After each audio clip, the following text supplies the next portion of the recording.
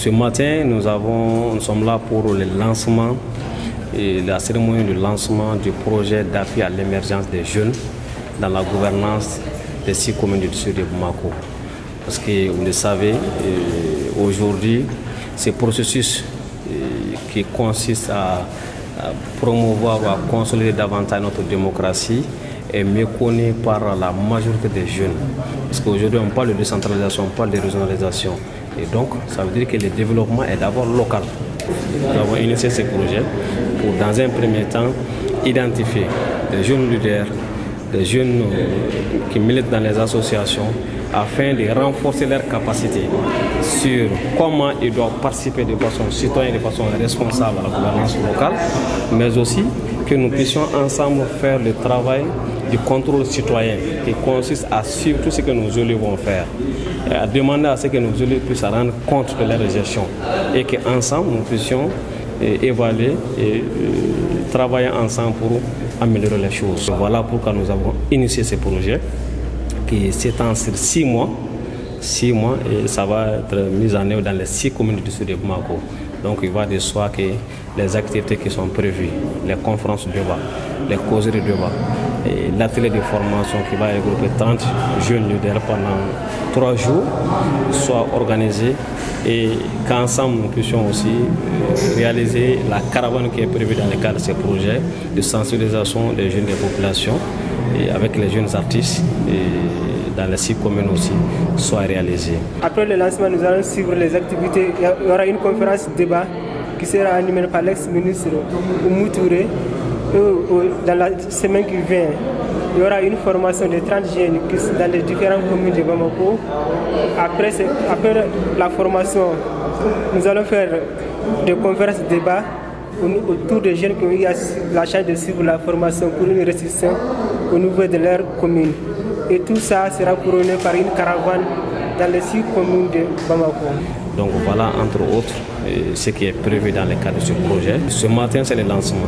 Après cette cérémonie de lancement, nous avons fait appel à une personne de ressources qui va entretenir les jeunes sur jeunesse et la gouvernance locale. C'est un thème bateau, mais vous voyez que c'est un thème pertinent. Parce qu'aujourd'hui, au lieu d'être dans les rues pour créer Malikoura ou je ne sais pas le changement, ça commence d'abord par, en tout cas, notre participation à la gestion des affaires publiques. Et cette participation ne peut se faire dans l'indifférence, elle ne peut se faire dans les injures et dans la violence. Elle se fait de façon responsable, de façon citoyenne, mais aussi pour que nous puissions bâtir ces pays. Chaque citoyen a un rôle à jouer dans ces processus. Et nous sommes conscients de cela et c'est ce que nous allons faire pendant les 6 mois à venir. C'est un programme de l'Union européenne qui a été financé à hauteur de 8 378 476 francs CFA pour une durée de 6 mois. Et dans ce travail, nous sommes accompagnés et coachés par une ONG partenaire. Ce retrouvailles va nous permettre donc à tout un chacun de savoir quel est le rôle qu'il faut jouer en matière de développement local. Monsieur le maire l'a parlé tantôt, le PDSEC, en tant qu'ancien maire, j'en sais ce que c'est. Le PDSEC, c'est un outil indispensable pour tout mandat. À chaque fois qu'un maire vient à la tête d'une collectivité, obligatoirement, à travers son programme de développement communal et économique, il doit dégager les besoins et les priorités de sa communauté. Et c'est à partir de là donc qu'il doit faire le travail durant sa mandature.